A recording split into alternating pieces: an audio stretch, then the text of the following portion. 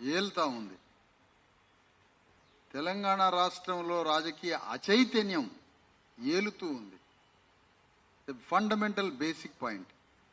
ప్రపంచమంతా తెలంగాణ రాష్ట్రంలో రాజకీయ చైతన్యం ఆకాశమంత ఉంది అంటారు. The deadly wrong statement. Telangana రాష్ట్రంలో రాజకీయ చైతన్యం శూన్యం.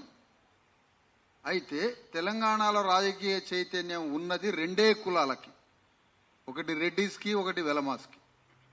కాబట్టే వాళ్ళు చాలా జాగ్రత్తగా రాజ్యాధికారాన్ని వాళ్ళ చేతిలో పెట్టుకోవడమే దానికి తార్కాణం.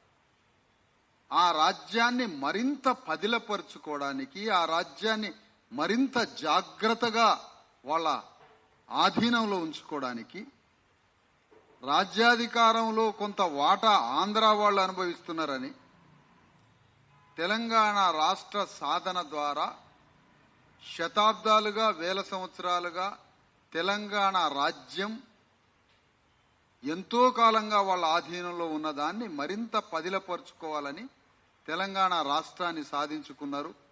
రెడ్డి రావులు తమ రాజ్యాన్ని మరింత బలోపేతం చేసుకున్నారు. ఇప్పుడు వచ్చిన తెలంగాణలో కానీ, తెలంగాణ సాధన సమయంలో కానీ, తెలంగాణ రాకముందు కానీ ఇక్కడ రెడ్డి రావులకే రాజకీయ చైతన్యం ఉంది.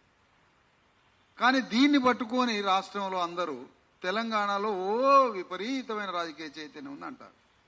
దీన్ని ముక్త కంఠంతో తెలంగాణ రాష్ట్రంలో ఉన్న బీసీ, ఎస్సీ, ఎస్టీలంతా ఖండిస్తూ రాజకీయ చైతన్యం మనకి కూడా కావాలి, మనకి బీసీ, ఎస్సీ, ఎస్టీలకి రాజకీయ చైతన్యం లేకనే తెలంగాణ రాష్ట్రంలో అధికారంలో, సంపదలో, రాజకీయ ప్రాతినిధ్యంలో భాగస్వామ్యం 90% మంది ప్రజలకి, రాజ్యంలో, భూమిలో, సంపదలో సమప్రాతినిధ్యం లేదు. కాబట్టి ఈ వచ్చిన తెలంగాణలో, ఆల్రెడీ సాధించుకున్న తెలంగాణలో సమిధులమైపోయింది బీసీ, ఎస్సీ, ఎస్టీలం, బలి పశువులమైపోయింది బీసీ, ఎస్సీ, ఎస్టీ.